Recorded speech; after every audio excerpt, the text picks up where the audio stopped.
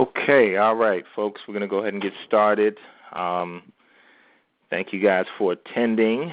It's always a pleasure to have you guys participate in these webinars that we bring to you. We try to bring quality content, and I do have the pleasure today of introducing a young gentleman that I'm actually quite proud of. Haven't had a chance to meet him yet, but he's a young brother out here, and he definitely has his act together.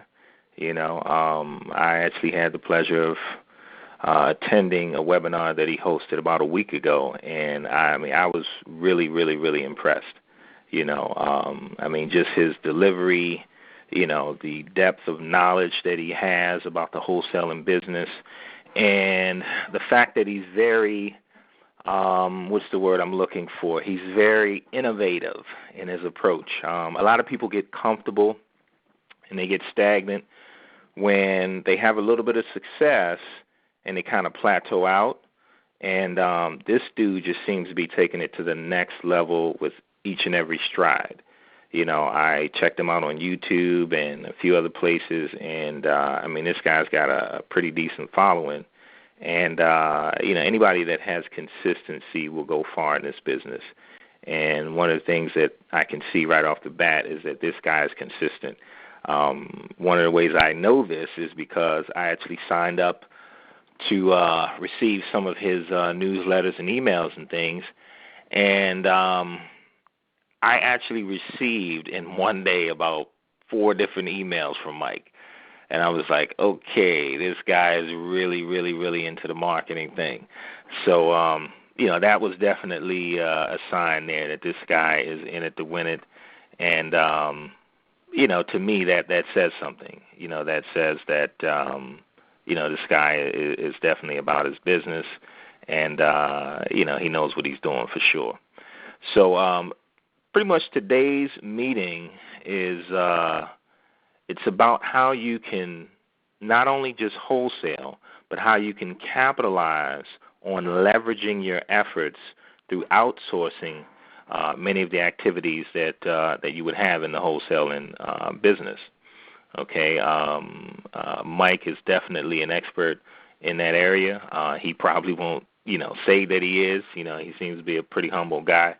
But bottom line is, based on what I've seen him put out there, I can tell that he's definitely an expert in this area. I myself have a few years experience with outsourcing and using a team and, really leveraging and multiplying my efforts. And, Mike suggested some avenues and some ways to outsource that I hadn't thought of. And I said, wow, these are pretty interesting ideas that he has. So, with that said, I think we're all going to be able to learn a few things from this guy here. Now, what I'm going to try to do here is see if I can get Mike unmuted. Mike, are you there? Okay, apparently he's not at the moment. Mike, let me go ahead and unmute everyone, and that way I know. Mine should be muted. Oh. Okay, Mike, are you there?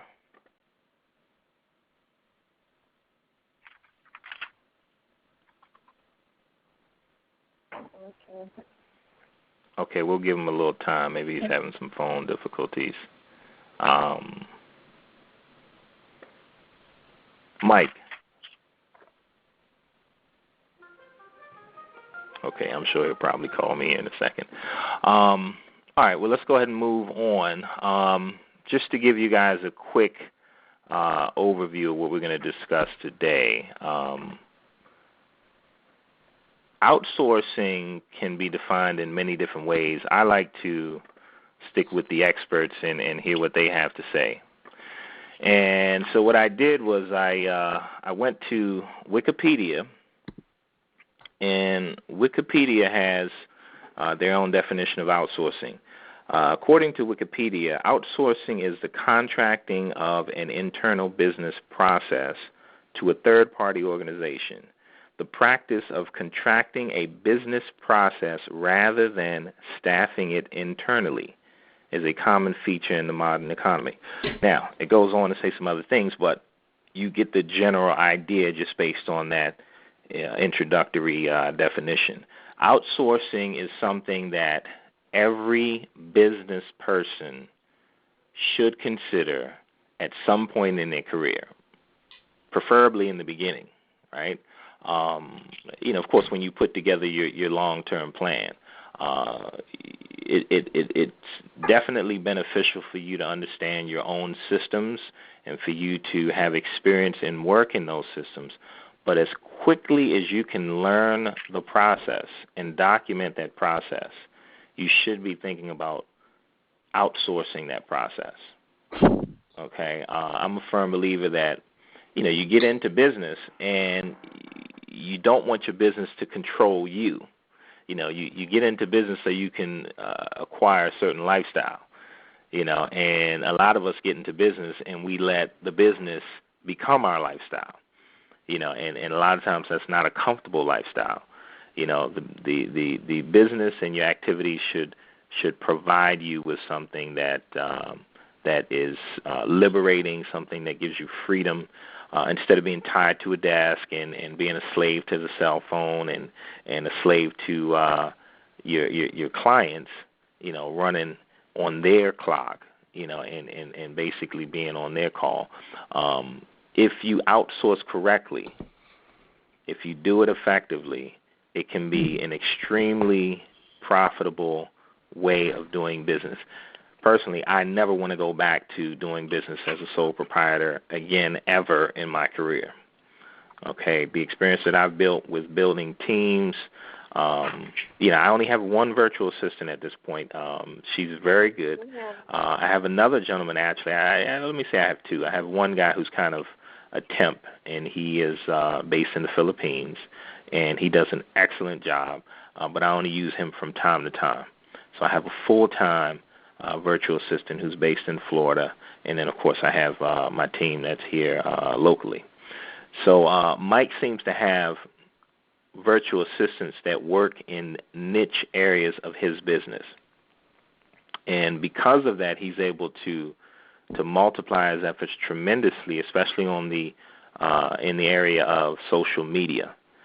Mike does a lot of videos, and and I know other instructors as well that use that same method of outsourcing their social media activities through their virtual assistants, and it's an excellent strategy. Many of you guys on the call tonight are members of Exit Bennett Realty, and in the sales meeting that we had last night, there was a young lady who stood up and she talked about being on Active Rain, right? If you guys aren't on Active Rain, number one, you definitely want to get on Active Rain. Number two, that posting and blogging on Active Rain is something that you can outsource to a VA. So if you take that initiative to, number one, learn about Active Rain, number two, figure out a system to outsource your posting and your blog, things like that, your business can skyrocket. I mean, it can literally skyrocket. So without any further ado, we're going to see if Mr. Nelson was able to get on the line. Mike, are you there? Yeah, I'm here. Awesome. All right. Okay, so Mike, I know you got a long presentation that you have for these folks, and I don't want to take up too much of your time. I don't want to steal any of your thunder. As I said, I was definitely impressed with the last presentation, and I think the folks tonight will be equally impressed. So what I'm going to do is go ahead and give you the controls here, Mike, and you can go ahead and do your thing, buddy. All right.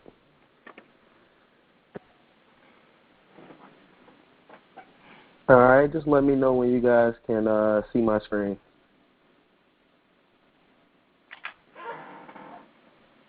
Okay, I can definitely see it. All right. So I guess if you can see it, everybody else can see it? I'm sure they can. All right. Okay. I just want to thank Arona for having me on this call this evening. he spoke of another presentation that I did, and I just want to give you guys a run through of that presentation that I did. And ultimately, like you said, I'm a wholesaler, and I specialize in outsourcing and virtual wholesaling. And a lot of people just recently, they've witnessed what I've been doing in the outsourcing arena. So, towards the end of the presentation, I'm going to give you guys a bonus, and I'm going to tell you a little bit about what it is that I do as far as outsourcing. But today, one of the things that I want to cover is basically how to flip houses with no cash, no credit, and no experience. The way that I'm going to do that is I have a 5-step formula that I use to flip houses in your own city in 30 days or less, even if you're not an expert at anything. I'm pretty sure a lot of you guys are, you're sitting out there right now and you're probably like, come on, son, like we've heard it all before. We've seen it on TV. And, I know that you're not about to just, give us all of this. You can do it in 30 days or less, and you can do it without any cash. But honestly, that's some of the things that I just want to talk to you guys this evening about. But first, what I want you guys to do is I want you to just sit there and I'm going to read out these 3 statements, and I want to know which one best fits you. You don't have to respond, but, one of these fit someone that's on this call. So you're probably an individual that's always wanted to get into real estate, but you don't know where to start. So you probably got out there and you watched HGTV, flip a house, and you probably said, hey, I want to get started in real estate. Well, I was that individual at one point in time. I used to watch HGTV. I actually love HGTV, still watch it today. They had those designer shows on there, and people come in and they design houses. I enjoy it because I love real estate. Or you have an idea on how to flip properties, but you haven't done anything yet. Either, you're a realtor or whatnot, and you know about this wholesaling process and flipping properties, but you just haven't went out there and researched it and you haven't done anything. Well, today I'm going to go over some of those things that can actually get you out there and get you started. Or you've flipped a couple of properties, you've wholesaled a couple of properties, and, but you just aren't consistent at doing it. Mm-hmm. Some of the things that I'm going to cover is it's going to teach you guys how to be consistent at doing it. Mm-hmm. So here's what we'll be covering. The easiest form of real estate investing that has little to no risk and is extremely profitable. You guys got to trust me here. What I'm going to go over is it's extremely profitable and there's little to no risk at all. And also I'm going to give you guys... Mike. Let me interrupt you here for 1 second. If you can, I want to go ahead and get the attendees in the mute mode. So if you can, just go ahead and convey the control back, and that way, because I want everybody else to be able to hear exactly what you're saying. So okay, yeah, if you don't mind, real quick. Communicative and okay. Yeah. I have a question. Go ahead. You can go ahead with your question. What is your name, by the way?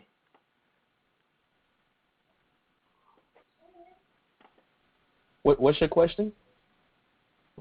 I'm sorry. I can wait until the end. It's okay. I mean, we trying to transfer.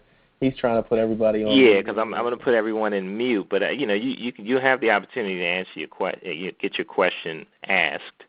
And again, you have the opportunity now if you'd like to take it. Okay. All right. So we'll go ahead and hold questions until the end. She sounds a little shy back there. She probably doesn't want to put her question out there. All right, so I'm going to go ahead and put you guys in mute. And we're going to unmute Mike so Mike can go ahead and do his thing. Okay. All right, Mike. There you go. You're back on, buddy. All right. Let me know when you can see it. I can see it. All right. Okay. For everybody, sorry for the delay, but here's what we're going to be covering. The easiest form of real estate investing that has little to no risk and is extremely profitable. Also, I'm going to give you guys techniques that you can use right now to get started and get out there and flip a property within 30 days. And also what I'm going to do is I'm going to give you guys ways to become consistent at closing deals and how to hire people for little to no money out of pocket to do this for you and to help you become consistent.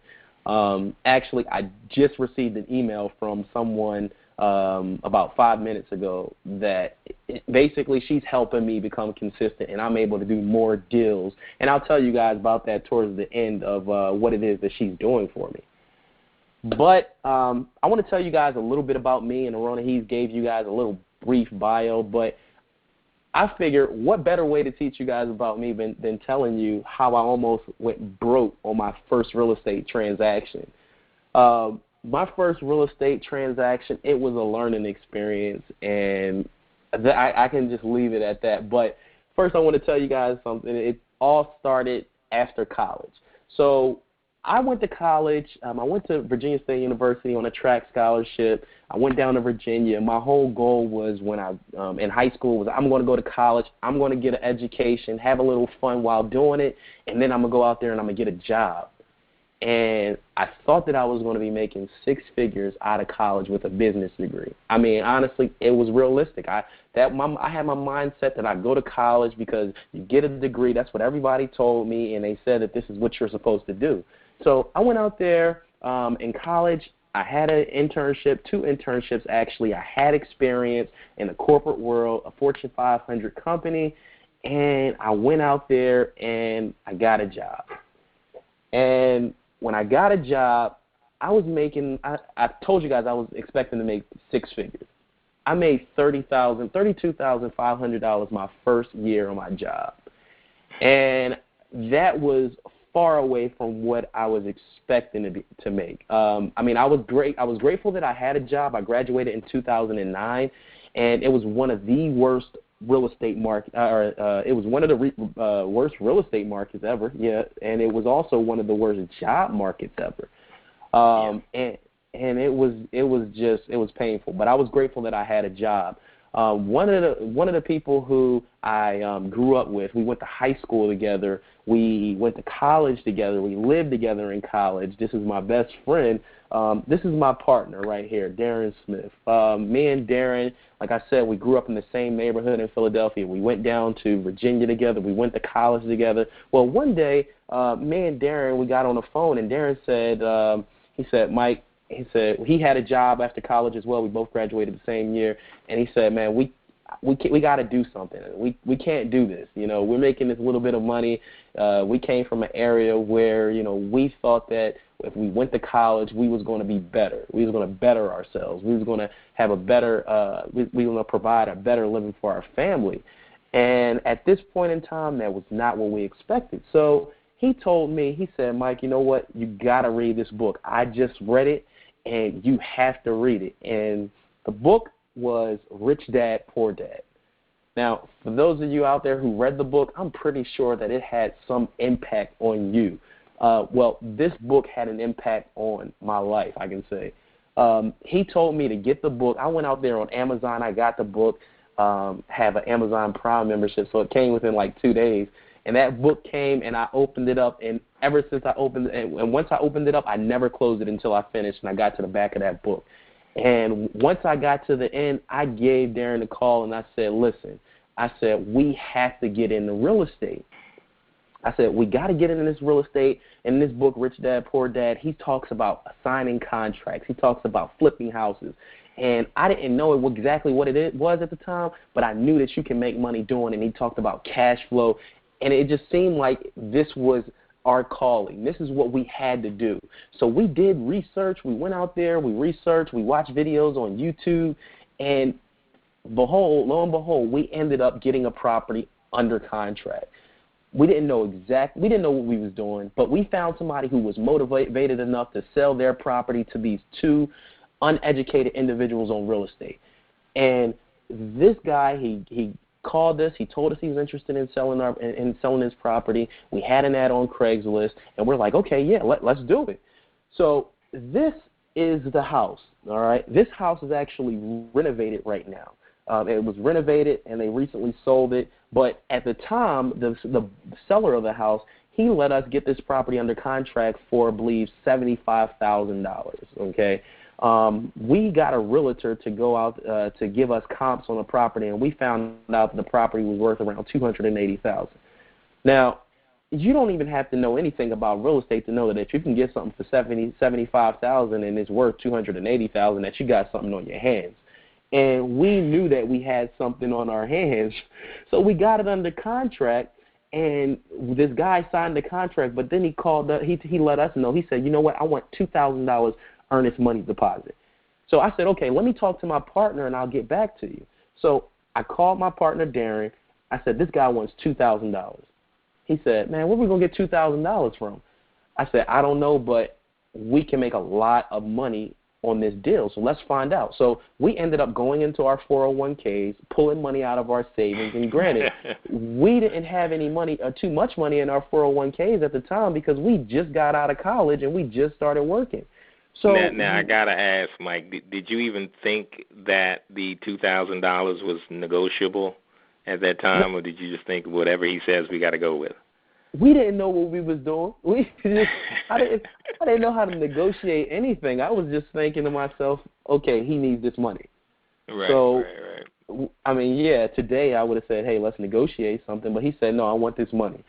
So what happened was we ended up taking this money out, and we said, okay, we got you $2,000. So this guy says, okay, send it to me. I'm like, okay, send it to you. He said, yeah, I want you to send me the money.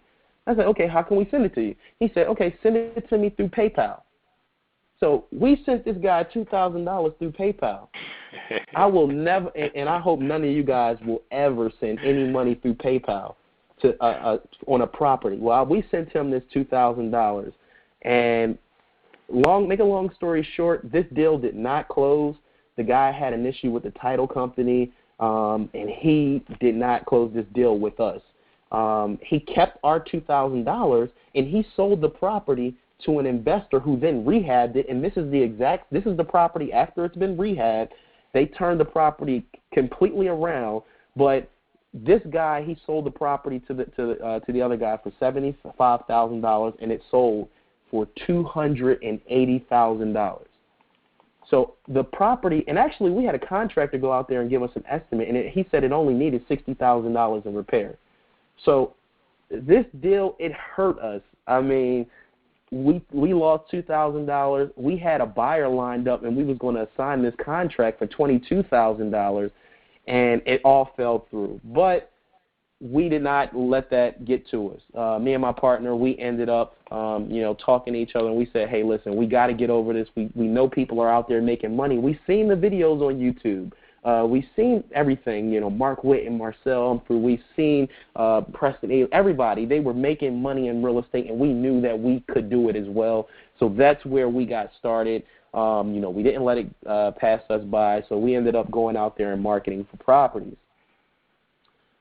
But, when we was marketing for properties, one of the things that we found out was that we could not do wholesaling because we had a full-time. We couldn't do it the way that we wanted to because we had a full-time job. And I'll tell you guys, that's ultimately how we got into outsourcing. But enough about me. You guys are probably sitting there asking yourself, what's flipping houses, what's wholesaling? Well, both of the terms, and I like to use them interchangeably, and wholesaling and flipping houses, I like to use them interchangeably. They both mean the same thing ultimately to me. Most people, they think about flipping houses as the shows that you see out there on HGTV where they go in, they renovate it, and then they sell it to a first-time homeowner. I look at it as being is what happens before that. All right, both of them are getting properties ultimately at a discount, a deep discount, and then reselling them to somebody that would like to pay more for that particular property. So I'm gonna give you guys an example of a deal that I just closed today. This deal was supposed to close on last Thursday. But last Friday. It actually was supposed to close, but we ended up closing it today because the sellers, they had some issues. But we got a property in Philadelphia, which is my biggest virtual market. We got it under contract for $15,000. So we had a seller that was interested in selling their property to us, and we got this property through we got it through absentee mailers, where we sent out mail pieces, direct mail pieces, postcards to owners, letting them know we were interested in buying their property. A seller got in contact with us and said, hey, I'm interested in selling my property. Well, we let them know we pay below market value for properties. Would you still be interested? And they said yes. So what we did was we got a purchase and sale agreement with the seller, a simple piece of paper that said we'll buy your property for $15,000. Well, once we got that piece of paper, it gave us marketable interest, or equitable interest into the property. So now we're able to go and market it to people who is willing to pay more, who's willing to pay us more for the property than what we have it for.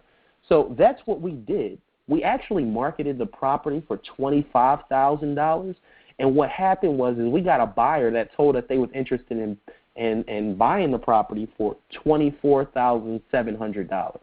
Okay, so we went out there and we sold the property for more than what we had it for.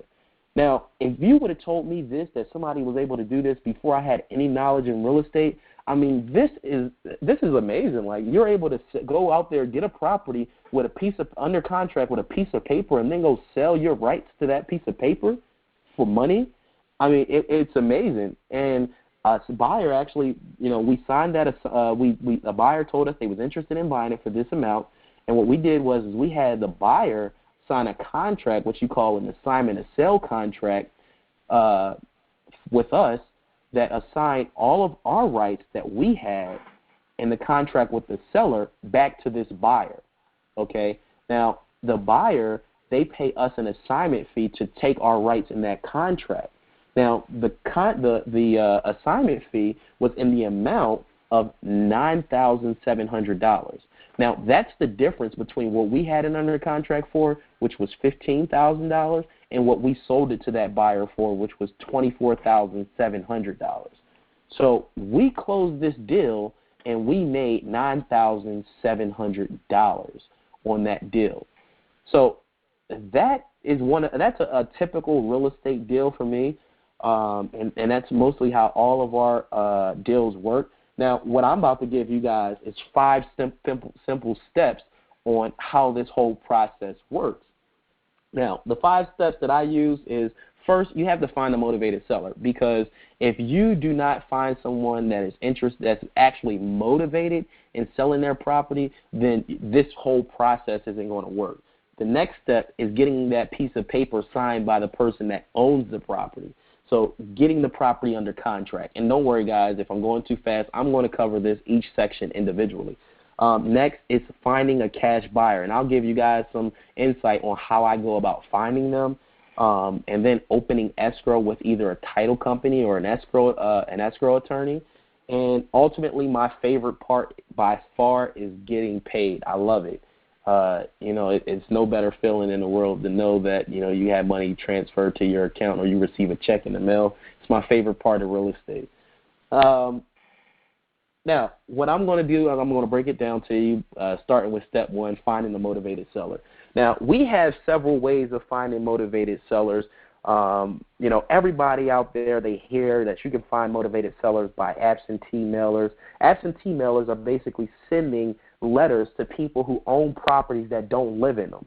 And that information is public record. I mean, you guys will be surprised on what you can find out about people that's public record. So a lot of people, matter of fact, every wholesaler mails to absentee owners, which is why I don't like to mail to absentee owners. I mean, I do, but it's not my main source of marketing. We like to do Craigslist marketing. We like to mail to probates, which is when a person passes away and their heirs inherit the property. We like to go after pre-foreclosures. It's a ton of other ways that you can go out there, but ultimately it leads to you sending these individuals letters letting them know that you're interested in buying their properties. And once they start calling you, then what you do is you talk to them, you let them know that you can buy their property, you gather information about their property, And ultimately, one of the ways that we're able to get so many properties under contract and then wholesale them and flip them and make money is we build up a great rapport with our sellers. So these people that are motivated to sell, we don't let them call in and treat them like a customer. We actually treat them like they're someone in our family that's trying to sell a property, and we actually build up a great rapport. We call them by their first name. We, ask them how their day is going, and we ask them ultimately is what we just started doing is, how can we help you? And that has helped us build up a great rapport with these individuals to the point where we've had offers of other wholesalers offer more for the particular property, but these sellers, they want to deal with us because they like us. And people want to deal with people who they like. So that's what we have just recently started doing, but it's worked well for us. The next step is getting the property under contract. So these people, they like you now. Now you just got to get them to sign a piece of paper. So you get this property under contract with a simple purchase and sales agreement, which we like to keep it at one page, very simple. It basically says that we're going to purchase this property for X amount of dollars. This is the date that we're going to close on that property, and then we get them to sign the bottom with their signature, our signature, and a date. Very simple. You don't need any money. The only thing you have to put on this paper for earnest money deposit is, and for you, those of you who don't know what an earnest money deposit is, it's that $2,000 that I gave that buyer that left, and they took it and they left, and he left, and I never heard from him again. But in these contracts, and what I learned after that whole process is that you can put $1 down, and that makes the contract binding. So therefore, you have equitable interest in that property, and you can then go around and flip it to someone else. So all of our earnest money deposits on our contracts ranges from $1 to $10. And sometimes the seller will ask for more, but we don't put it in their PayPal account for sure. We put it in escrow with the title company. The next step after we get that contract signed is we go out there and we find somebody that's willing to pay more for the property than we have it for.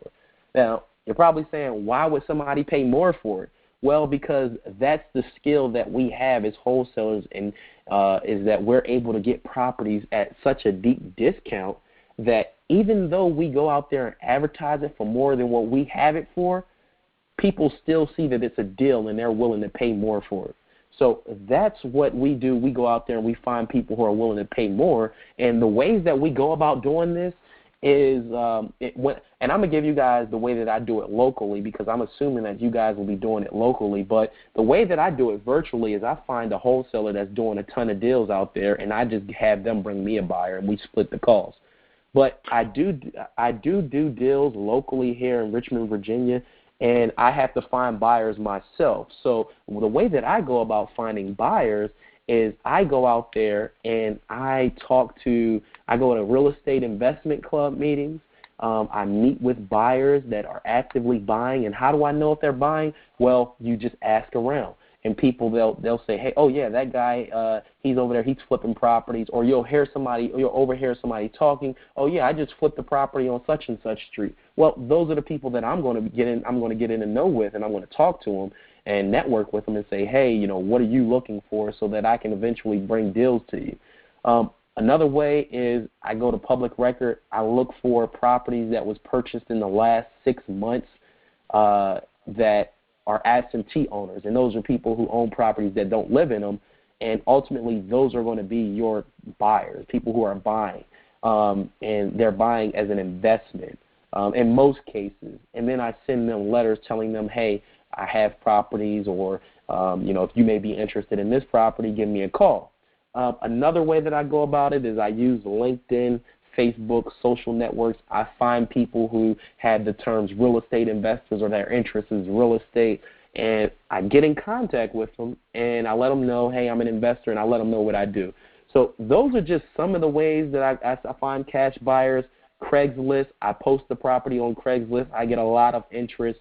I place bandit signs that say investor special, 39K, call me. I get a ton of calls from that. But finding people to buy your stuff is not hard. If it's a deal, people will recognize that, and they will call you, and they'll want to do business with you. That's not that the is hard so true. That is so true, Mike. If you just allow me to jump in here for a second, you mentioned earlier that a lot of folks kind of wonder sometimes why why would someone buy a deal from me at a markup? Here I am. I got this this awesome opportunity here in my hands, but why would somebody pay me, 5, 10, or 50 grand more than what I have it under contract for? And, what I always tell my folks is, look, it's the same concept as, what you do when you go to the grocery store. A lot of folks go to the grocery store and they go buy produce. They might go buy seafood, they buy some fish. And the reason why you go to the grocery store to buy fish is because you don't want to go to the river and swing a pole and put some bait on it. So the activity that you're paying for and the markup that you pay for when you go to Safeway and you buy that fish is you're paying that fisherman and the guy that put it in the truck and so on and so forth. And basically all they're doing in many cases is wholesaling that product. So it's no different from that. The rehabbers that would buy your deals or the buy and hold landlords that will buy your deals are paying you for the service that you provide, with the time, energy, and effort that you put in to go out and find these deals. You bring it to them, you put it on a silver platter, and that's what they're paying you for. Nice. I got to use that one, man. I like that was a good analogy. It's definitely it's something that puzzles a lot of people, but again, in business you get paid for either service or products, and actually in wholesaling you're getting paid for both. You provide a service and you also offer a product. Exactly. And I and one of the things that my buyers love about me is that I just wrote an article as well that said why real estate wholesalers are experts. And ultimately what that article stated was that real estate wholesalers are experts because they have to do the job of the rehabber, the agent, and also the buy and hold investors, and they have to go out there and get these properties cheaper and find them first before the agents do, and then get them cheaper than the rehabber or the buy and hold guy will get them. And one of the things that my buyers love about me is that what I do is I look on MLS, and if I have a property on 123 Main Street, I'm looking at other properties around that property that are selling in as-is condition, and I'm putting my price below what that property is selling for. So if my buyers come to me and they see my property and they go look out on MLS, what they're going to see is that my property it sticks out like a sore thumb. And usually I will get close to market value or market value for my properties because I go out there and I do that. So for those of you who are doing this, that's also a good practice that you want to that you may want to implement in your business. All right, so step 4, I have somebody who's willing to buy this property. The next thing that I'm going to do is I'm going to open up escrow. Now, what escrow is basically you sending off the contract, the purchase and sale agreement to the title company or a closing attorney. And then what they'll do is they'll open up escrow to where you can place the buyer's deposit into the escrow account. And once the deal closes, then that escrow will go towards the actual purchase of the property. And ultimately, you like to lock your buyers up, lock them in, and I like to have them put down $1,000 in escrow, which basically says that, hey, they're going to buy this property, and if not, then that $2,000 is going to come to us. It's non-refundable. So once the escrow is open, they put that money in. I know that they're going to buy this property unless something is wrong with the title, and if they dig back out, then the money is not theirs anymore. They lose their money. Okay, and step 5 is getting paid. And just to show you guys some previous checks from some deals that we did like last year, just some of them. But we've done this and we've been successful. We've made $6,000 on one, $941 On on another one, 14,000, 3,000, 5,000, 1,000, 12,000, 4,500.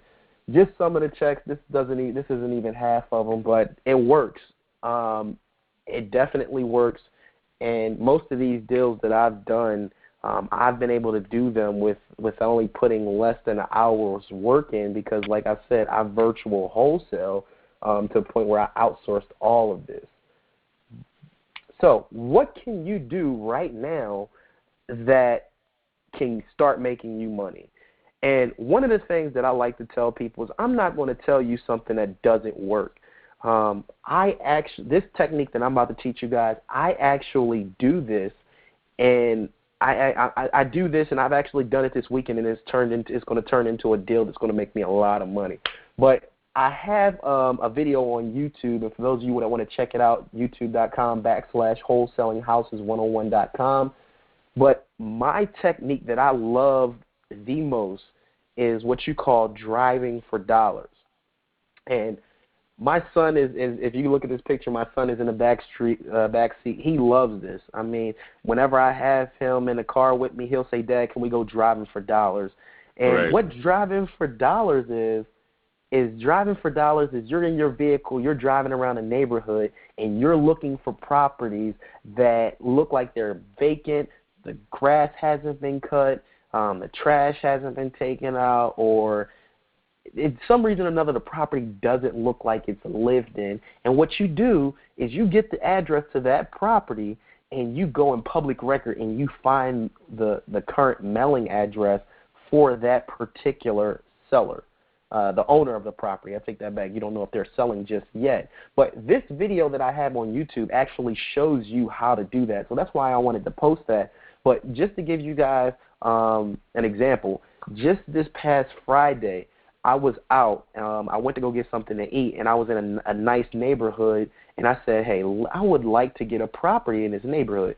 So I started driving around the neighborhood, and I was looking for houses that fit the criteria that I just mentioned to you guys, and I found one house, and it looked like what you call a vacant property. I mean, this property, and it wasn't one that you would drive past and you'll just say, oh, nobody, it's vacant, it looks like a property that shouldn't be on this block. The property was actually, it was kept up.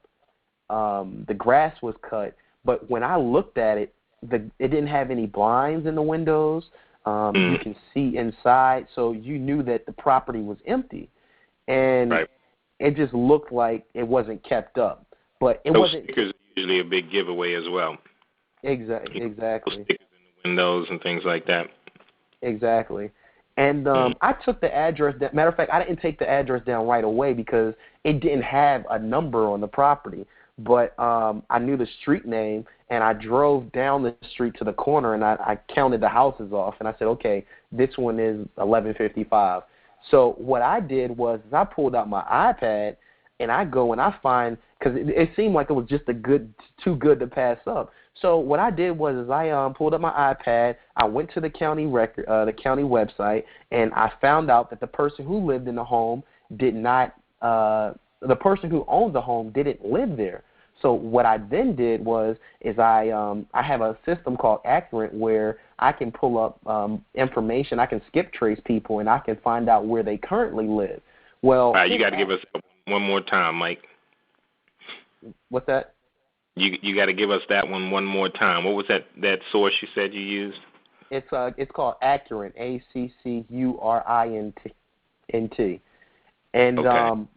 And what I did was and this is a subscription site. I think I pay like $250 a month. But okay. I looked at his current address, which was like 30 miles away from where I live, and I found a phone number for him while doing that skip trace. So I pull out my cell phone and I call this guy, and the guy answers the phone. And I'm just saying, hey, I introduce myself. Hey, this is Mike Nelson. I'm actually interested in the property that you own at I forget the street name. And I said, would you be interested in selling it? And this guy, he says, yeah. He said, how did you find me? I said, I do a little magic here and there, but I told him I pulled his information from a public record. So I get this guy on the phone, and I told him I pulled his information. He said, yeah, I am interested in selling it. He said, have you drove past there? I said, yeah, I'm outside of the house. And he said, I gutted the property about 4 or 5 years ago, and it's completely gutted. And in my mind, I'm thinking, oh, man, I would love to get this property off. Isn't that just an awesome high, man? That'll make your day, man. You're out there and you're hunting and you score like that, man. Yeah, it was like, and when I'm on the phone with him, I'm just like, wow, like this is too good to be true. But it doesn't stop. It doesn't stop there though. So I'm on the phone with him, and he tells me he guts it, and then he tells me he's willing to sell it below market value just because of the condition that it's in. And I'm thinking to myself, this is okay. This is even better. And to add on to that, he tells me that he's going through a divorce right now. Oh wow. Talk about shooting ducks in a barrel. Yeah, all of these things are adding up. And he's telling me he's going through a divorce, and his lawyer told him not to sell it until he finishes divorce. But I was actually thinking about putting it into a land trust because the property's not in his wife's name, and she didn't include it in the divorce. But I mean, his divorce is May 5th, so I'm going to just wait till after May 5th. I told him I'm going to call him next month to stay in contact with him. But this is going to potentially turn into a good deal. He wants to sell it to me. We talked about it, and I'm guaranteed that I'm actually going to buy this property myself and rehab it. Definitely. But it's a good deal, and I found it from Driving for Dollars. So that just tells you guys that it works, and I do this myself. So I mean, it definitely works. And I know some folks, when you said that service that you use is a subscription service, mm-hmm. I know some folks are probably like, oh Lord, I'm gonna have to fork over $250. But when you think about it, I mean, Mike, just off of having that service and doing that one deal, Mike could probably pay for 10 years worth of service and still have a boatload of money left over to spend as profit. Exactly. Okay, so sometimes you have to ask yourself the question, instead of saying, can I afford this, you have to say, can I afford not to have this? Exactly. These tools are out here for a reason, and if you use them correctly, they become assets and not liabilities. So you definitely got to take advantage of any sites that you have and be disciplined with your funds. If you close a deal, don't go blow it all on a new car. Don't go party and just fund it up and say, wow, that was a great experience, and then you're back to square one, right? Take some of those funds and reinvest them in your business. I'm a firm believer in that. Even in my traditional sales business, I would say I invest probably somewhere in the order of 50% of my profits go right back into my business because I'm always thinking of marketing and expanding and growing my business, and it's paying off. It's paying off. So, exactly. Don't be afraid to spend. It comes back tenfold. Exactly, man. But what I just taught you guys, it doesn't even compare to how I've been able to outsource my business. And the bonus that I want to give you guys, that's me right there. I'm actually working on a laptop and on the cell phone, but I'm doing business. I'm flipping properties. I'm flipping houses. And all I needed is my laptop and my cell phone, and I'm able to do this. But I'm going to just give you guys a brief overview of how my business looks right now. I currently have 5 virtual assistants. I have 5. Matter of fact, I have 5 virtual assistants full time, and I have a couple of other virtual assistants that are part time or on an on-call basis for me. Just to give you guys an overview, I have 3 virtual assistants, or actually, I have 4 virtual assistants that talk to sellers on the phone. These are individual. Their only task is to talk to sellers. And what they do is when sellers call in, they leave a message telling us about their property, and my assistant then gathers that message, and they call back these sellers, and they build up a good rapport with them. But then also what they're doing is getting more information about the property that we would need in order to give them a good figure on what we can pay for the property. So they sense the motivation for the seller. They send that information back to me, but at this point, you didn't hear me say anything about me talking on the phone to the sellers because I don't do that anymore. I haven't talked to a seller, in my outsource markets, I haven't talked to a seller in forever. And it's amazing because I don't have to do that, so I'm able to focus on other aspects of my business like marketing. Then also, once they send that information to me, what I'm able to do is I'm able to look at the properties and I'll see which ones look like good deals, and I'll send them off to partners that I have on the ground who is ultimately going to go out there and visit the property and talk to the sellers and then get the property under contract. So at no point have I talked to a seller or have I visited a property. So I'm able to just sit back like in this picture and still flip properties by just relaxing. So my guys on the ground, they visit the property. My virtual assistants who are in the Philippines, they're taking the calls in, sensing for motivation, and then they're sending the leads to me, and then I send them off to my partners. Then once we get the property under contract, what my guys on the ground do is they go out there and they find buyers for these properties, and they lock them up, and they open the escrow, and then they take the deposit, and then we close on the properties, and I'll get a text message or an email saying what bank account do you want to transfer the funds to. Wow. Now, hopefully you guys are absorbing this because, you know, what Mike is talking about, if you really are paying attention, right, what Mike is talking about is, number one, it's the future of wholesaling. It's the future of business in general, number one, in the broader perspective. But definitely when it comes to wholesaling, it's the future of wholesaling, right? And number two, if you're really listening to what he's saying, he's basically saying that the entire United States of America is your market. Like you're not even limited to that in a way of speaking, you know. But if you wanted to focus on all 50 states and find deals in all 50 states, you can do that. And you don't have to be on the plane, you know, zipping and zapping and staying in hotels and doing all these different things. I mean, you literally, like he said, can be sitting on a couch at home, right? And you're making money hand over fist. But, you know, it's something that you have to build. I'm in the process of building that business myself. You know, I've done several deals that are in virtual markets where I haven't been to the property.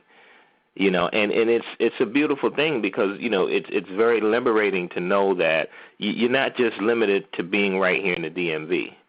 You know, you literally can do deals all over the U.S. And, you know, you might be wondering, well, why would someone want to be down on the field, you know, going to see these properties for me? You have to put systems in place to incentivize them to do that. You know, you'd be surprised at how many people are willing to take on certain tasks and do certain activities, and they might not be in it for the big payday like you are. You know, they may just be looking, you know, you might find a student, you know, that just wants to make sure that he has some gas money and he's able to pay for lunch and a few books. Exactly. You know, I mean, there are various people out there. You know, you get guys that are not tech savvy. You know, they have, you know, technophobia, right? So they don't want to see a laptop, let alone be on social media, you know, trying to gain some business. But they're so old school that they're willing to get out there and drive for dollars. You know, that maybe they've been in the same neighborhood for 30 years, you know, and they know this neighborhood like the back of their hand, and they're willing to get out there and beat the streets for you, you know, but they're in California. You know, but that just happens to be one of your target markets. You know, maybe you post a Craigslist advertisement in California. You say, hey, I'm looking for someone to join my company and work for me on a commission basis, right? And you lay out all the terms. You set up a little phone interview, and before you know it, bam, you got another team member, and you literally set up team members in any given market, and like Mike said, before you know it, you're just getting a phone call saying, hey, which account should I send this wire to? I mean, that is a beautiful way of doing business. Exactly, man. And one of the things that I told you guys that I was going to talk about in the beginning was how to become consistent in your business. And one of the ways that I've been able to become consistent is I've opened up my marketing funnel where I don't just have one source of marketing. Like if I was to do absentees, I don't just have absentees. And like I told you, I still hit absentees even though everyone else is hitting it. But I also have 5 to 7 different marketing channels. And the way that I look at it is if I'm able to close one deal from each channel per month, then I'm going to hit my goal. I'll be able to close. My goal is actually 6 properties per month, and I'm able to close that amount. And if I have 7 and one falls off, then I still meet my goal. But if all of them hit, then I exceed my goals. So what I'm able to do is I have different marketing channels, and I don't put any effort into them myself. I hire people to do those for me. So what I'm able to do is I'm able to hire people like Aranda said, is I'm able to hire people, and I posted a Craigslist ad. I seen who was interested in working off a commission, and then I tell them, hey, you can go down to the courthouse and you can pull probates for me, probate records. They go down there every Friday, and actually they're on commission plus hourly. I'll pay them $10 per hour to go down there and to pull records. I actually just hired I hired a girl locally here who pulls records for me, and she just went down to the probate office today, and she taught, and I didn't even have to teach her because I knew the probate office and I knew the guy that works there. He's great at educating people. So I told her, I said, go down there, talk to him, pick his brain, spend hours there, and he'll tell you what you need to do. She spent 2 hours down there. She brought me back 8 properties. I called one of them was interested in selling, and I did all of that I got all of that information. She stayed down there 2 hours, and I paid her $20. She went. This was on Friday. Then I had her go back today. She spent an hour and a half, and she brought me back 10 properties, and I only had to pay her $15. So, and also I'll pay her $500 on any deals that I close, but it's worth it because they're going down there and they're doing all of the work and bringing you leads so that you don't have to do it. So I don't have to go down there and spend 2 hours. I don't have to go down there and spend 5 hours doing this because I'm paying somebody else to go down there and do it. So that's one source of leads that I'm able to do. Then what you're able to do is I'm able to hire somebody to drive for dollars for me, and I'll pay them per hour. So if they spend 2 hours out there, they're making $20. But they come back and they bring you 20 properties. And you can also pay them and to go out there and to pull the information from the county record for you and put it in an Excel spreadsheet, so all you have to do is just upload it to whatever site you send your postcards off to, and then they'll send it off and you'll have people calling your phone. Okay?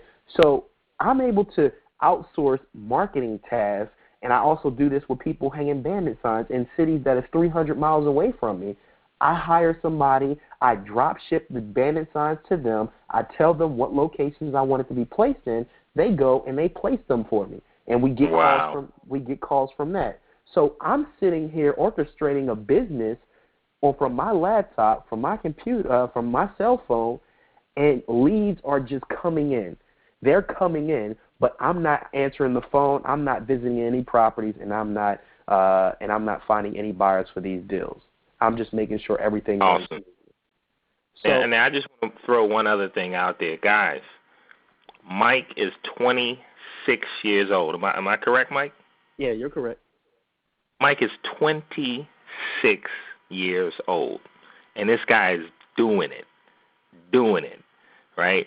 So, there's no excuse. I mean, if you have any desire to get out here and be successful in this business, a lot of you guys, you tune into a lot of my webinars, and I definitely appreciate that, and I respect that tenacity, and keep that up.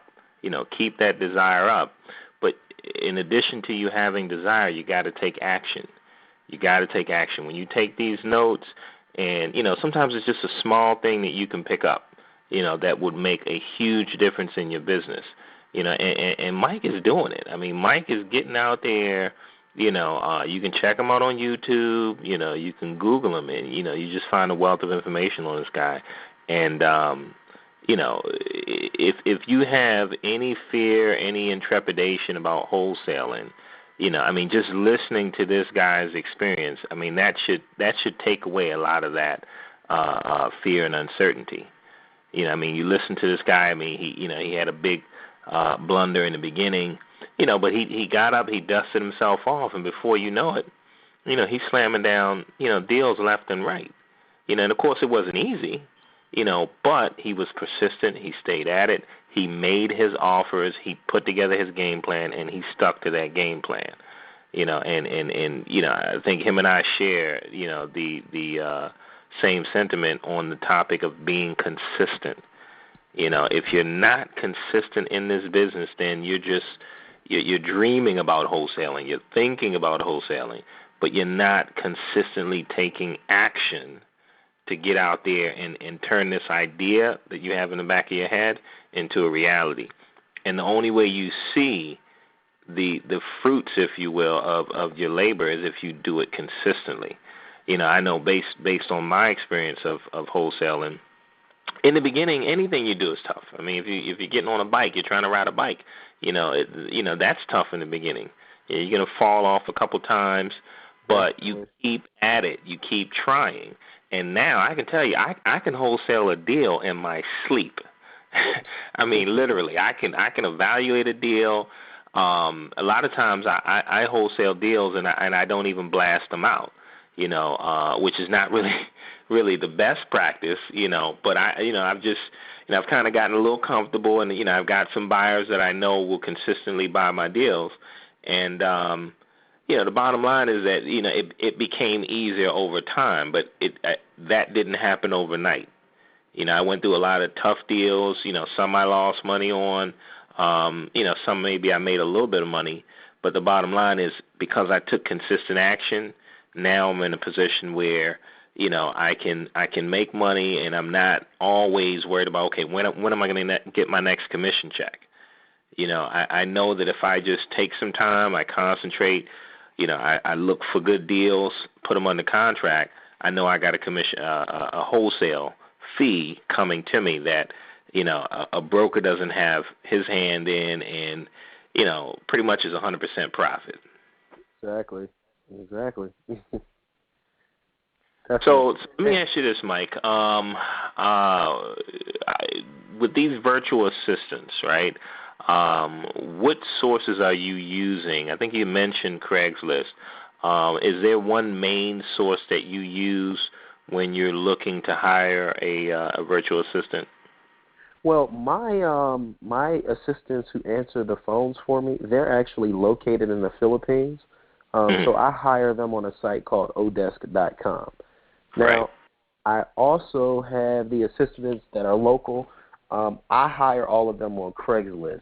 Now, that's the only site that I use to hire local assistants.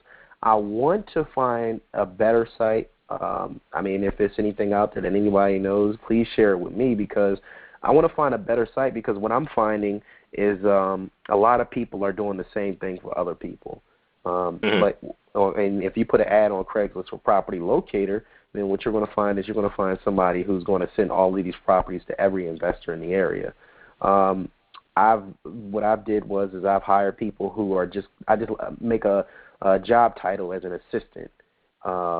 And what'll happen is you'll get different people that wouldn't necessarily be a property locator, but they're going to go out there and they're going to apply to this assistant job. And then once you interview them, you just let them know what the task is of the position. So that's one thing we've been trying recently. But Craigslist is the only site that I use to hire people on the ground in the United States.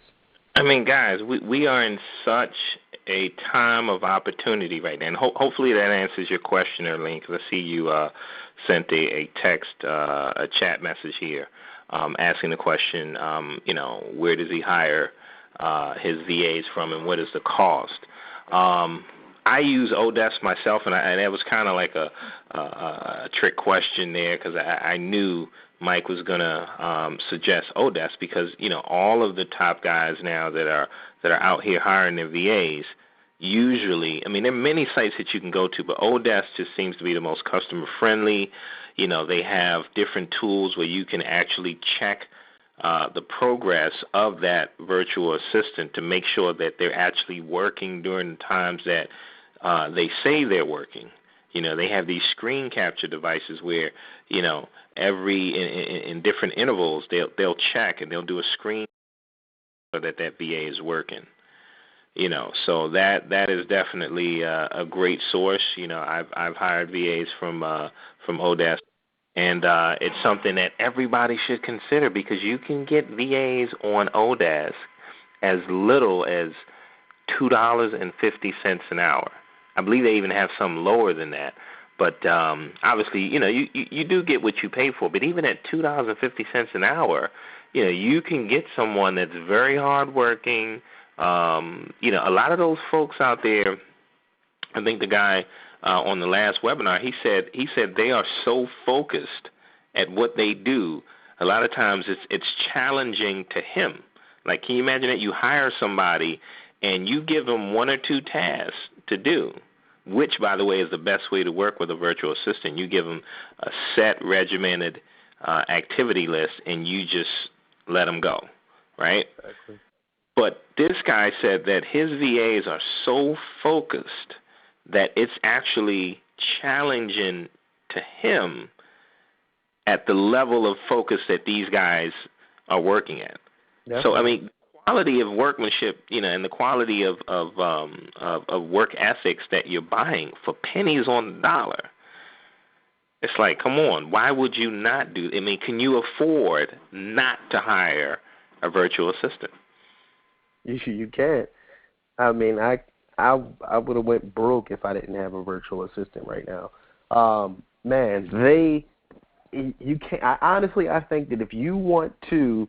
And I'm gonna give you two reasons why you need to hire virtual assistants. If you want your business to expand, then you're going to have to hire employees. If you want your business to expand now, and you don't necessarily have the funds to get there, these virtual assistants are going to be the labor isn't going to be as much as you was to go out there and hire somebody full time. Now, for my local virtual assistants, I'm able to pay them $10 an hour, which is affordable because they're not going out there working 80 hours or 40 hours a week. Right. And, I can spend under $100 a month getting leads that is ultimately I'm going to get a return on my investment, which is astronomical. I'm able to get a great return on that investment of $100 once I land even one deal. Imagine 2, 3. Now, my assistants that are in the Philippines, now I'm able to get them to work full time for around $3 per hour. Now, if you're sitting over there saying, okay, well, you're paying them $3 an hour, isn't that below minimum wage? No. My virtual assistant is actually living above her means in the Philippines, and I'm not saying it just to say that because I pay them $200 per deal closed. So if I close, 5 deals, they're making a ton of money. So, my assistant can make around $1,500 to $2,000 a month, but that's not coming out of my pocket. That's coming out of the deals that they bring me every month from just talking to these sellers and then sending leads to me and then to my partners. So it's not like I'm paying them out of my pocket. I'm paying them out of the deals that they bring me. And, I mean, you cannot afford not to hire some virtual assistants. And then when you think of the currency exchange as well, you think of the exchange rate and, what that hourly rate means to them, according to their currency, it may be well above what the minimum wage is, Exactly. And different websites that you can go to that, you can put in, $5 American and it will translate to what it equates to in their currency. So I think I heard it from another gentleman who I actually listened to on another webinar, and he said one of the biggest things that you can do for yourself in this business, right, if you really want to make money, stop asking why. Just accept that there are people out there that you can pay $2.50 an hour, right? And they will completely turn your business around. But if you question it and you say, well, I don't know why someone would do that, and I don't feel comfortable with that, and and then you're asphyxiated, with this old school way of thinking that you have to have someone in your office, that you have to look over their shoulders, and you got to train them, and you got to make sure that they're doing what they're supposed to do, and then you realize that person's going to be $15 an hour, right? And then you say, okay, well, let me save up, and I'm going to put it off until next year sometime when I'm able to hire them full-time, and then you never get any deals done. Instead of just accepting right up front that, hey, look, I can hire somebody for a few dollars an hour, and they are literally, again, going to turn my business around completely.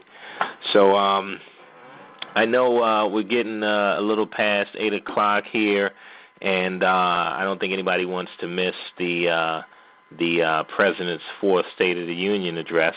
I know definitely I'm not going to miss it. So we're going to be letting you guys go here in a few. But I definitely want to give it up for Mike. Mike, again, my hat goes off, man, for a young brother to be out here, putting it down the way you're putting it down, man. I'm definitely impressed. By the way, you guys, if you like what you hear now, I think you all will agree that it's very difficult for someone to give you all of their knowledge and all of their information within a 1 hour span. For somebody to really, really pack in and convey all of that experience into a 1 hour session, I mean, you're literally getting the tip of the iceberg of what this guy knows. So Mike has agreed to come out and do a live presentation at our next club meeting, which is on February 23rd in Greenbelt, 6305 Ivy Lane, Suite 100, at the CEO Cafe. So on February 23rd, doors open at 9 a.m. If you want to hear more of what Mike has to teach you guys, you definitely want to make sure you're there. You want to come out with your laptop, your iPad, your cell phone, or just a regular old notepad and pen, but you want to be taking copious notes. I mean, you want to write until your hand gets tired or your thumbs get tired from typing on that keyboard, because this guy's got a wealth of information. As an experienced wholesaler myself, I know somebody that knows their stuff just by listening to them for 5 minutes, and this guy definitely knows his stuff. So if you want to get more of what you've heard tonight, make sure you're in the building on February 23rd. Mike's going to be there live. I can't wait to shake this guy's hand and meet him in person and, hopefully learn some more, learn some more of what he knows, because, that's my attitude. I'm never in the position of knowing too much about wholesaling. Tonight I picked up a great tip. I mean, I had never heard of this Accurate service, and this is obviously something that would help me in my business. It would help all of you guys in your business. So if you come out and you just learn one new trick, it's been worthwhile, for you to get involved. So is there anything else you want to give him, Mike, before we close out? I do want to give you guys a little bit of information about also the next bus tour that's coming up, but I'll go ahead and give Mike, some time here if he wants to give you guys some more information before we close out. Okay. Yeah, guys, if you like what you heard about what I had to say about wholesaling, I actually went out there and I wrote a book that teaches, it's actually a manual guide that teaches people how to actually get out there and do what it is that I do on the wholesaling side of things. And you can check that out, wholesalinghouses101.com/take action.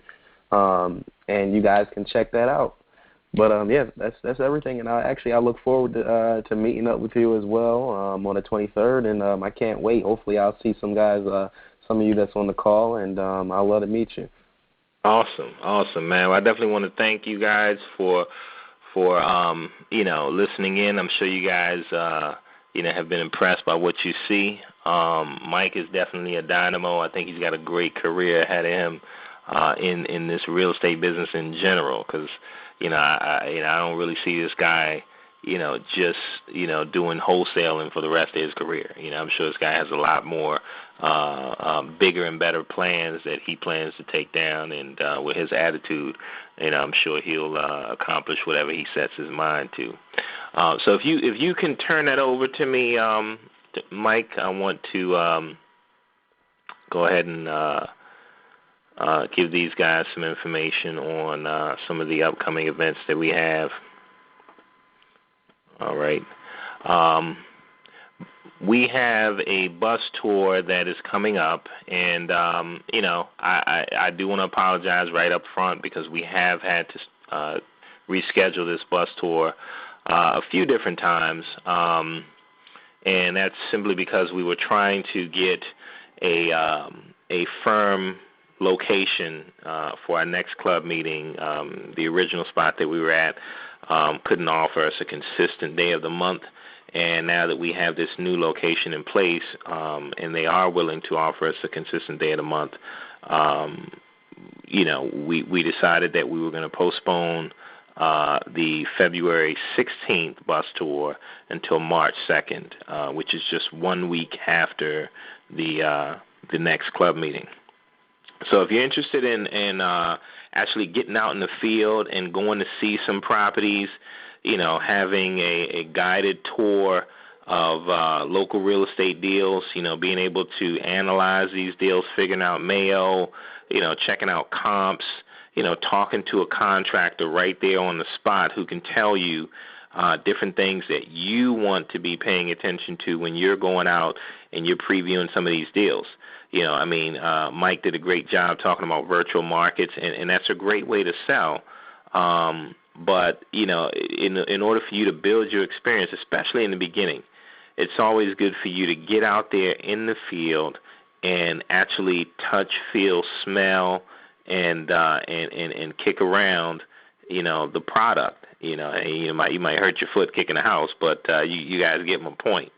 You want to get out there and you want to get knee deep into it. You want to get in those basements.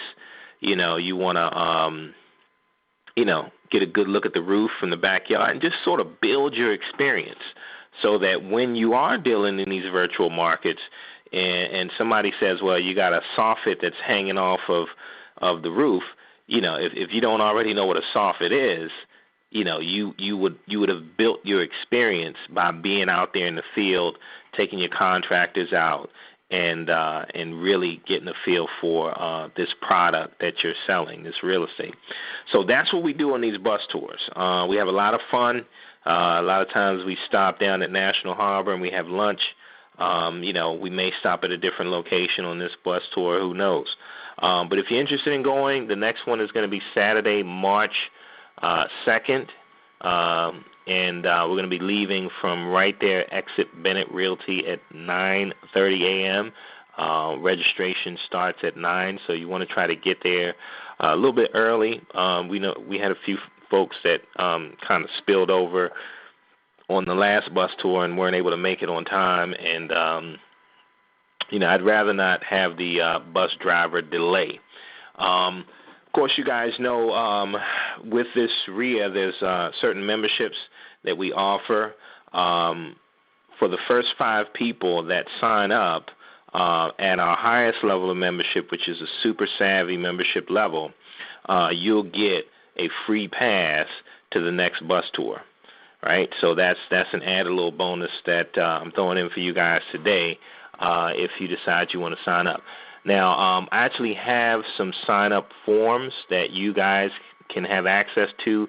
When you signed on to the webinar, a little dashboard popped up If you open that dashboard and you go into the little link at the bottom center that says View All, you'll be able to see the sign-up sheets that are there. And I'll actually pull one up here in just a second.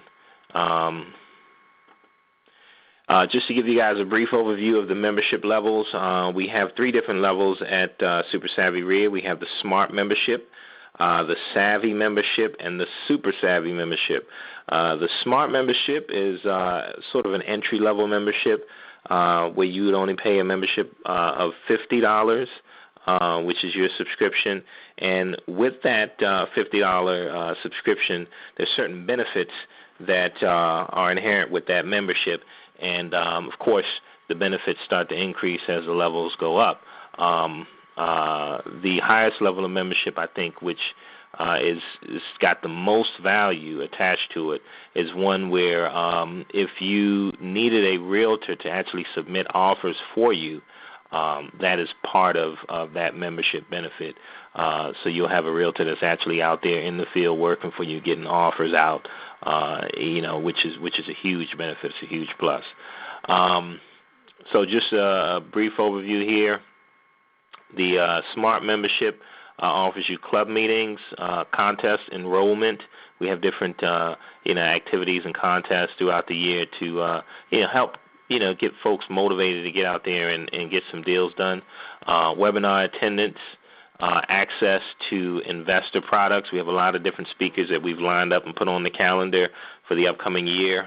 Guys like Mike and other speakers that have really, really rich content and helpful products that can help you get your business off the ground and put some money in your bank account and help that bottom line. So you'll definitely have access to those investor products. You also have access to our free and paid programs. Some programs that we offer are just built into your membership. And some programs that we offer are things that you would actually have to sign up for. These are the more intense programs where we do charge a fee, but it's definitely worth the cost of you subscribing. Okay. Now the Savvy membership includes all of the benefits of the Smart membership, plus a few other bonuses, which really, really can help you to further your investing career. Monthly training calls. Okay.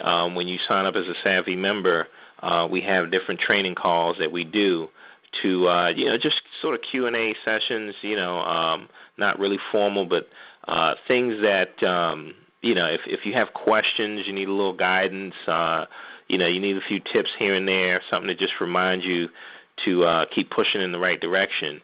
We have these monthly training calls to help you get firm guidance and firm training on how you can expand your business. We also have a do a deal refund feature at the Savvy membership level, which basically means that when you sign up, if you can do your deal within the first year, we will refund you all of your membership fees up until the point that you got that deal done, right? So in addition to you getting that big fat check or that wholesale fee that you've gotten, you can also get refunded your entire membership costs up until that point. Now, what we would ask in exchange for that is just a simple testimonial. And, for those of you guys that may be camera shy, it can be a written testimonial. Well, obviously, we prefer a video testimonial, but whatever you're comfortable with, right? That's what we'd simply ask for in exchange for that refund. Deals on display sessions, right? I'm actually lining up some of the top wholesalers here in the area that we're going to meet once a month, and it's just going to be a deal frenzy. You'll be able to come into a room, which is a more intimate. This is going to be a more intimate meeting where deals will actually be on display, and you can bid on those deals. You can analyze those deals. You can partner up on those deals. It's basically something where instead of us just talking theory, we're actually wheeling and dealing. We're putting it down, we're writing contracts, and we're getting these deals done. So that's definitely an exciting feature of the Savvy membership level. Now, the Super Savvy membership level basically encompasses all of the features of the Smart membership and the Savvy membership, plus a few other exciting bonuses. Number one is the residual program. The residual program basically works where if you sign up under this Super Savvy membership level, you can actually participate in a program that would allow you to receive the first month's membership fee of anybody that you recruit to our group, right? You receive that first month's membership regardless of which level they sign up at. They can sign up at, our basic Smart level or the Savvy level or the Super Savvy level. You'd receive that first month's membership fee. And in addition to that, you receive 10% of each monthly payment for as long as that member is in good standing with Super Savvy REIA. So as long as they continue to pay, you continue to receive 10%.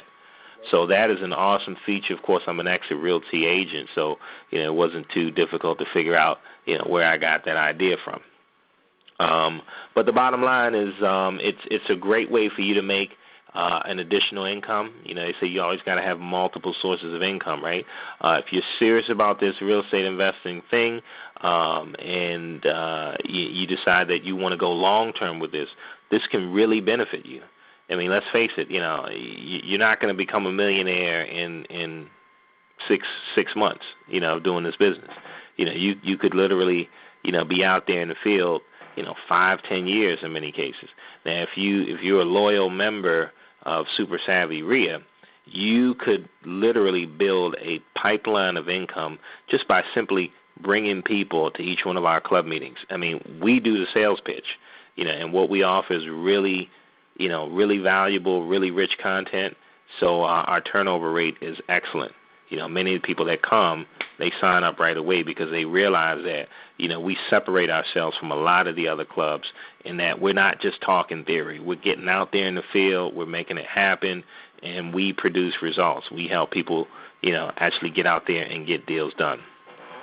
So the residual program is definitely a great program for you to participate in, and to me, it's a no-brainer. If you're going to sign up for this club, I mean, this Super Savvy membership is definitely where you want to be. Also, as a Super Savvy member, you'll have a realtor that is working for you to get those offers out in the street. Now, of course, as an investor, you may want to make multiple offers, so we had to put some sort of limit in there as to how many offers can be made. So basically what we did was we allowed the investor to make 5 offers a week. So basically you can get one hot property a day and get an offer out, guaranteed. When you sign up at that Super Savvy membership level, you get one offer per day that's going out. And in the course of a week, I mean, it really starts to add up. Definitely, again, in the long run, it's a lot better than going at this investing thing. And maybe you don't have access to the MLS. Maybe you don't have access to contracts. And maybe you do pull off an offer, but it's one here and one there. Maybe 1 or 2 a month. But if you got an agent that's consistently getting those offers out there for you, and if you're analyzing these properties, a lot of times it only takes for you to see 1 or 2 good deals, a day or even a week, and you make offers on those properties. If they're properly analyzed, then, that's enough for you to land multiple deals per month. So having a realtor to work for you and get those offers out is definitely a huge, huge benefit of that Super Savvy membership level. And in addition to that, we also give you the auto feed of properties, right? I have certain keywords and save searches that I use in the MLS that literally funnel deals to me on a daily basis. And I just go through first thing in the morning, I analyze those deals, and I kind of cherry pick to figure out which ones are the deals that I want to keep, which ones are the deals that I want to analyze and make offers on. So you will have that same service. You'll have that exact same service. And, of course, it can be customized. If you want to focus on a particular county, I can customize your MLS auto feed so it will give you a certain niche market if you'd like to focus on that particular segment of the market. So, you can't beat it. I mean, you got properties coming to you. You got a realtor making those offers for you. You got a great residual program, that's an added source of income. You got deals on display. You get refunded your money if you actually do a deal. You get training calls. You got training programs. You got access to products. You got webinars with great guys like Mike, a few other people that I have lined up. You got contests to motivate you. And then you got a club, to give you support. So, I've pretty much, pulled out all the stops with Super Savvy REIA.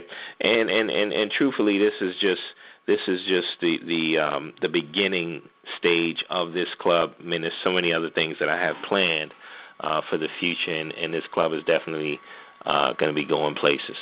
So I suggest you get on board. Now, if you guys want to take a look at that sign-up sheet, what I'll do is I'll go ahead and pull it out for you. And, again, in your dashboard, you have access to this. I just want to show you what the sign-up sheet looks like. You should have a wall that you guys see when you hit that View All link, and you'll be able to pull up the Super Savvy REIA enrollment form.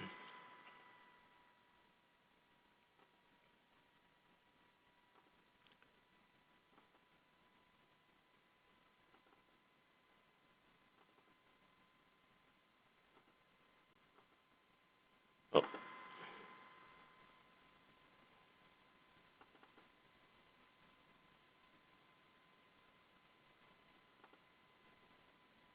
Okay, I think I had something blocking it there. Okay, let me try another source here.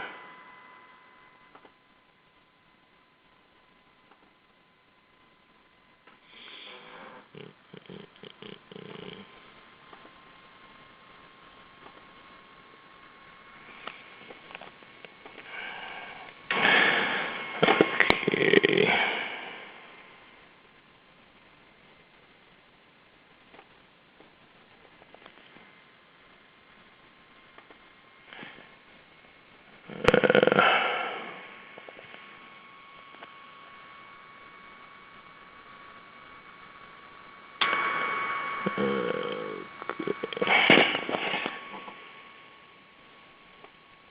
Okay, you guys just bear with me 1 second.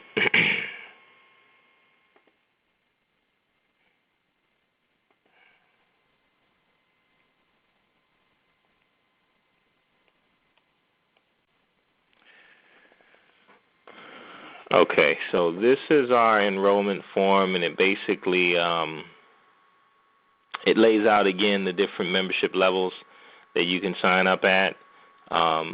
So when you download this document, you just want to go through and choose your membership level, right? And we have a secured fax that you can send it back to, or if you're more comfortable,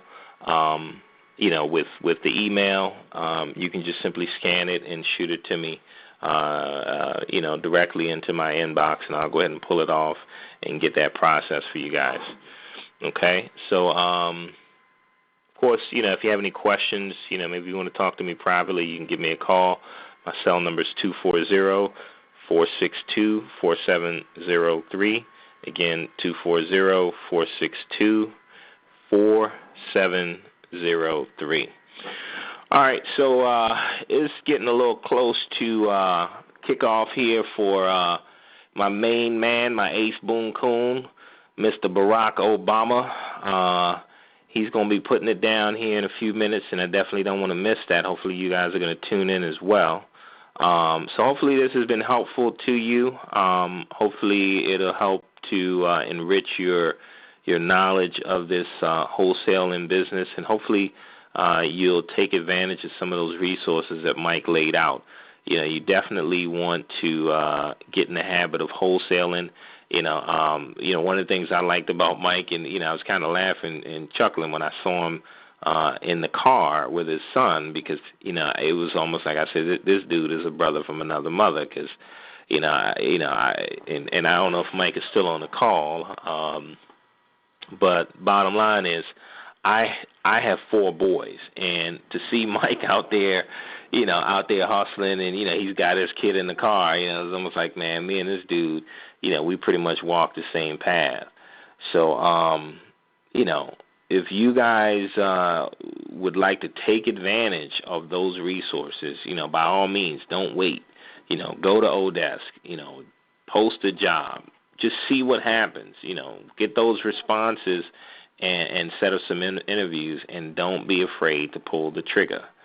Pull the trigger, and you'll see the benefits and the value of those ideas on the other side. Okay, so on that note, I want to thank you guys again for attending, and I will see you guys hopefully on Saturday the 23rd at 9 a.m. This is Aruna Karoma with Super Savvy REIA, signing off.